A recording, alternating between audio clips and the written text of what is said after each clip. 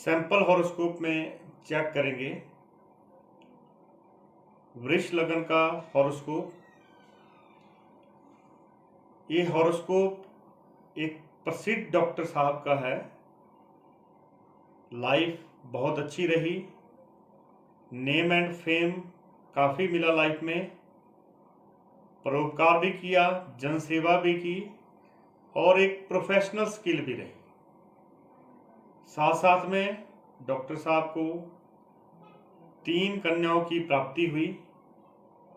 इनकी हॉरोस्कोप में समीक्षा करेंगे कौन से योग पॉजिटिव रहे, राजयोग बने और किन योग की वजह से इनकी जीवन की यात्रा एक सफलतम यात्रा रही।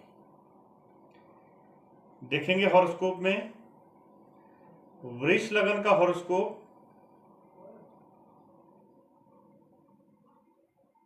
पंचम भाव, शनि केतु की प्लेसमेंट, कन्या राशि। सप्तम भाव में सूर्य वृश्चिक राशि में। अष्टम भाव देखेंगे 8th हाउस, शुक्र बुध का कंजक्शन। 9th हाउस में मंगल मकर राशि में उच्च क्षेत्रीय। 10th हाउस चंद्र गुरु का कंजक्शन कुंभ राशि में। इसके साथ साथ 11th हाउस में 11वें भाव में देखेंगे राहु का प्लेसमेंट मीन राशि में।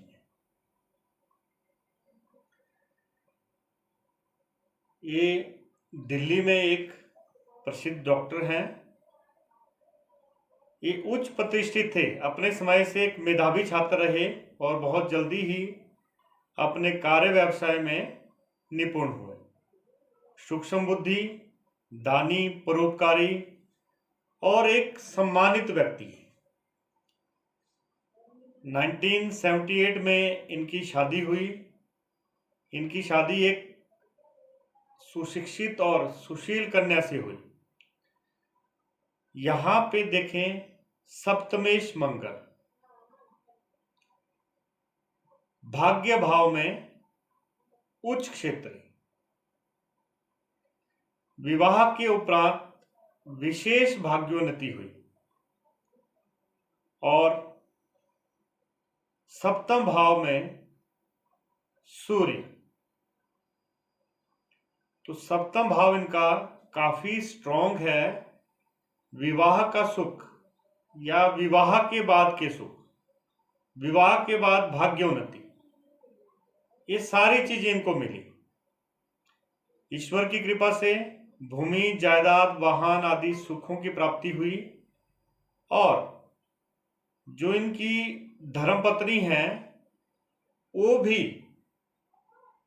सर्विस में है और एक वर्किंग स्पेस में है। पंचम भाव में देखेंगे शनि और केतु का प्लेसमेंट। पंचमेश बुध अष्टम में है शुक्र के साथ। तो ये चारों प्लैनेट और कन्या राशि फीमेल रेस को कनेक्ट करती है। तो शादी के बाद इनकी 3 कन्या संतान हुई, जो बिल्कुल कुंडली में एक कन्या संतति का योग बन रहा है कि जो भी 5वें भाव में प्लैनेट्स हैं या 5वें भाव के स्वामी हैं या 5वां भाव जिसके साथ युति कर रहा है, वो सारे फीमेल रेस को कनेक्ट करते हैं। तो इस योग की वजह से, इस प्लेसमेंट की वजह से इनको पुत्र रत्न की प्राप्ति नहीं हुई और एक के बाद एक कन्या संतान की प्राप्ति हुई। अच्छी व्यावसायिक उन्नति इनकी जीवन में हुई। दूसरा पॉइंट यहां हम चेक करेंगे, रोचक योग का निर्माण इस कुंडली में होता है। सप्तमेश भाग्य स्थान में उच्च राशि का है। जब भी केंद्र का स्वामी त्रिकोण भाव में उच्च का हो जाता है तो वो ग्रह हमें जीवन में बहुत ज्यादा उन्नति देता है या अपने कारकत्व से हमें जोड़ता है। तो इस यहाँ पे एक रोचक योग का निर्माण होता हुआ, रोचक योग एक व्यक्ति की डायनामिक पर्सनालिटी बनाता है, एक स्ट्रेंथ और एनर्जी का लेवल मेंटेन करता है, प्रतिष्ठित और भाग्यशाली बनाता है। क्योंकि ये योग भाग्य भाव में बन रहा है, नवम भाव में है, तो नवम भाव से मिलने वाले बेनिफिट्स, सप्तम भाव से मिलने वाले बेनिफिट्स और मंगल की जो अपने कारकत्व हैं वो सारे बलवान हो जाते हैं। दूसरा यहाँ पे जो राजयोग बनता है वो है गज केसरी योग। दसम जो केंद्र भाव है वहां पे चंद्र और गुरु की युति, चंद्र और गुरु का कंजक्शन गज केसरी योग बनाता है।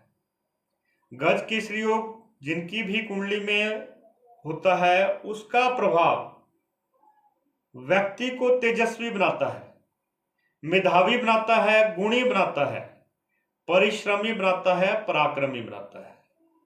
श्रेष्ठ मित्रों से युक्त होते हैं ऐसे व्यक्ति और धन धान्य से परिपूर्ण होते हैं।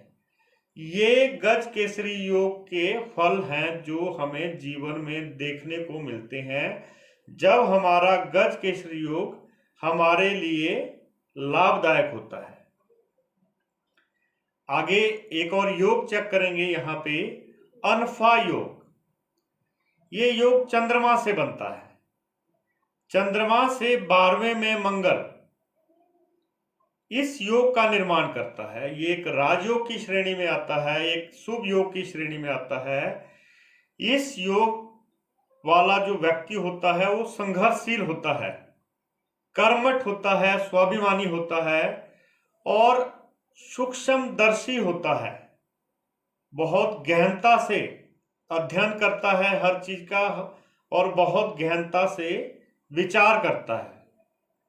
तो ये भी एक योग यहाँ पे पॉजिटिव बनता है। उसके बाद एक और योग देखें जिसको बोलते हैं वेशी योग। ये सूर्य से बनने वाला योग है। सूर्य की स्थिति यहाँ पे सप्तम भाव में और सप्तम भाव से दूसरा भाव अष्टम भाव।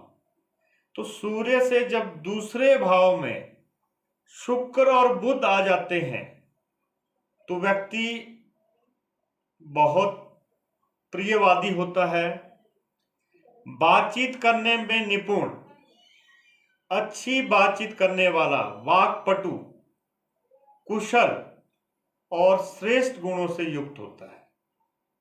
लोक विख्यात होता है ऐसा व्यक्ति अपने कर्म शक्ति के द्वारा, अपनी वाणी के द्वारा, अपने सौंदर्य कला के द्वारा। और इस कुंडली में देखें यहाँ पे एक और योग यहाँ पे बनता है जो आम भाषा में इसको काल सर्प दोष बोलते हैं, लेकिन यहाँ पे योग कारक प्लैनेट जो है शनि बनता है वृष लगन में, राजयोग कारक प्लैनेट होता है और यहाँ 5th हाउस में बैठ के जो काल सर्प दोष का प्रभाव आता है उसको खत्म करता है। मंगल यहाँ पे उच्च क्षेत्रीय है इस कुंडली में। राहु यहाँ पे प्रॉफिट एंड गेन्स को बढ़ाता है। सूर्य यहाँ पे दांपत्य जीवन के सुख प्रदान करता है। चंद्रमा और गुरु करियर को संवारते हैं और शनि महाराज यहाँ पे आपके 5th हाउस को स्ट्रॉन्ग करते हैं, विद्या बुद्धि संतान का पक्ष आपका मजबूत करते हैं। तो इस तरह से इस कुंडली में हमने जो पॉजिटिव पॉइंट्स हैं और नेगेटिव पॉइंट्स हैं उनकी समीक्षा की, और किस तरह से दशाओं में, अंतर्दशाओं में ग्रह हमें या प्लैनेट्स हमें कनेक्ट करते हैं, वो टाइम टू टाइम हमें अपनी लाइफ में दिखता है।